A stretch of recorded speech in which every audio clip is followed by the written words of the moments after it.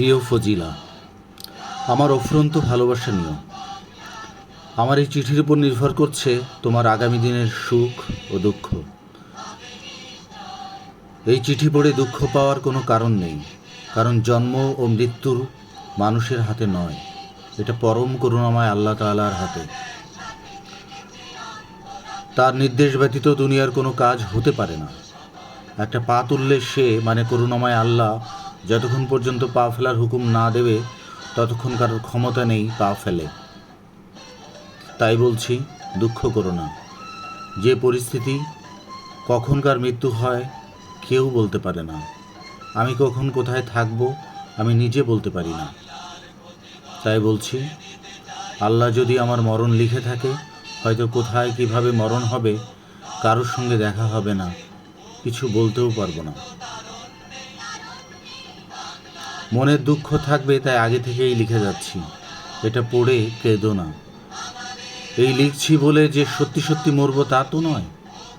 যদি মরি তবে তো বলতে পারবো না, সেই জন্য লিখলাম।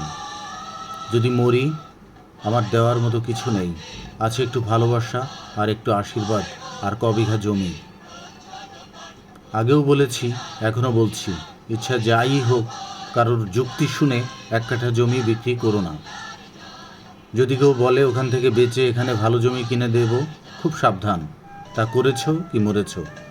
আমি যদি মরি, আমি দেখতে আসবো না সুখে আছো না দুঃখে আছো। তাই আমার আদেশ নয়, অনুরোধ করছি বারবার, আমার কথাগুলো শোনো। কারোর কথা শুনে কোনো কাজ করো না। তাই যতই ভালো কাজ হোক না কেন, তাতে দুঃখ পাবে, তখন আমার কথা মনে হবে। বাচ্চাটা বুকে নিয়ে থেকো, সুখে থাকবে।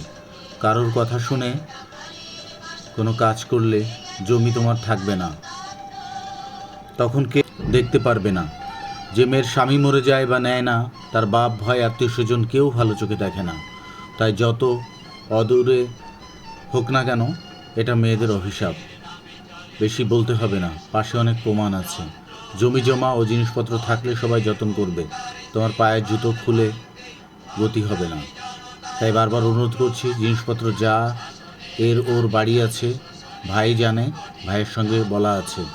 বাপের বাড়ি হোক আর না হোক, যেখানে হোক থেকো, বেশি দিন থেকো। তোমার দেখো সবাই যত্ন করবে, তবে আমি যা বলেছি মনে রেখো। মেয়েটাকে মানুষ করো, লেখাপড়া শেখাও। মামনি যখন যা চায় তখন সেটা দেবার চেষ্টা করো। তুমি তো জানো যে একটা মেয়ে হওয়ার আমার কত আশা ছিল। আল্লাহ আমার আশা পূরণ করেছে। হয়তো নিজের হাতে সেভাবে মানুষ করতে পারবো না, তবু আমার আশা আছে তুমি যদি আমার কথা শোনো তবে তুমি সেভাবে মানুষ করতে পারবে। আশা করে মামনির জন্য দোলনা করেছিলাম, দোলনায় বোধহয় মামনির দোলা হলো না। বড় আশা করে হারমোনিয়াম কিনেছিলাম, মামনিকে গান শেখাবো। হারমোনিটা নষ্ট করো না, তুমি শেখাও। তোমার কানেরটা মামনিকে দেব বলে তোমার কানেরটা করলাম, মামনি সেটা তো ডাকাতরা নিয়ে গেছে। আমার আশা আশাই থেকে গেল, আশা বোধহয় পূরণ হবে না। তাই আমার আশা তুমি পূরণ করো। আর কি লিখব? সত্যি যদি মরি, আমায় ঋণ মুক্ত করো। তোমার কাছে যে ঋণ আছে হয়তো শোধ করতে পারবো না, হয়তো সে কষ্ট পাবো বা আল্লাহ তাআলার কাছে দায়ী থাকবো। যদি পারো মন চায় শোধ করে দিও বা মুক্ত করে দিও।